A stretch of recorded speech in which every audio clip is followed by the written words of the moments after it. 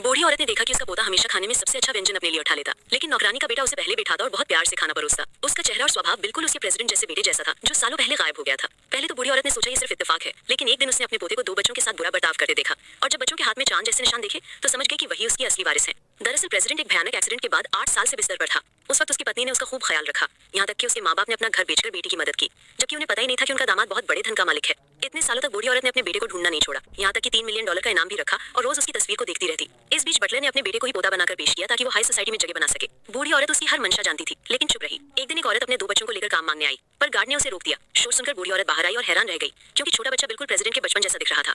वो इतनी भावुक हुई कि वहीं बेहोश हो गई। बटलर ने अपने बेटे से कहा कि तुम्हारा केक दो ताकि औरत को ताकत मिले, लेकिन बेटे ने बिना झिझक के पूरा केक खा लिया, जबकि वो छोटा लड़का दौड़कर दुकान से कैंडी लेकर आया और बूढ़ी औरत को दिया। जब उसे होश आया तो पता चला कि बच्चे ने उसे बचाया है। औरत इतनी खुश हुई कि उन्हें वहीं काम पर रख लिया और उन बच्चों को स्नेह से अपना लिया।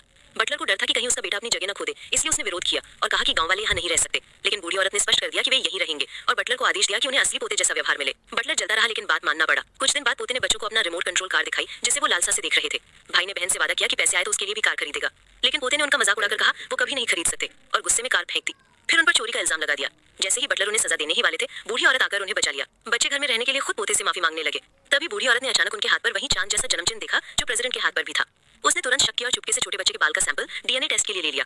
फिर डिनर पर लड़के ने बहुत शालीन व्यवहार किया, जो परिवार की परंपराओं के अनुरूप था, जबकि उसका पोता बदतमीजी कर रहा था। तब बूढ़ी औरत ने पूछा, उनके पापा कहाँ हैं? लड़की रोकर बोली, एक एक्सीडेंट में पापा ने माँ को बचाया और वो अब कोमा में है, और माँ ने मेडिकल खर्चा चलाने के लिए यहाँ काम पर आया है। तभी छोटे लड़के ने अपने पापा की एक फोटो निकालता है और उस तस्वीर को देखते ही बूढ़ी औरत सारी सच्चाई समझ जाती है।